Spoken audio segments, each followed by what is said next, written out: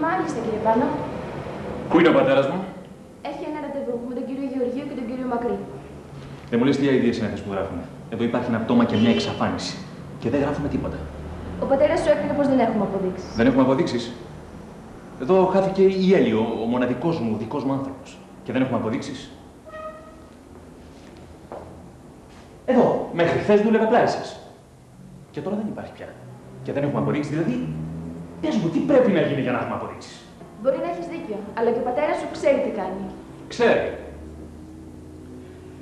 Ξέρει, συζητάει μέσα με τους μεγαλοκαρχαρίες για business. Αλλά έννοια σου θα την βρω την άκρη μόνος μου εγώ. Τι εννοείς? Θα το μάθεις σε λίγο.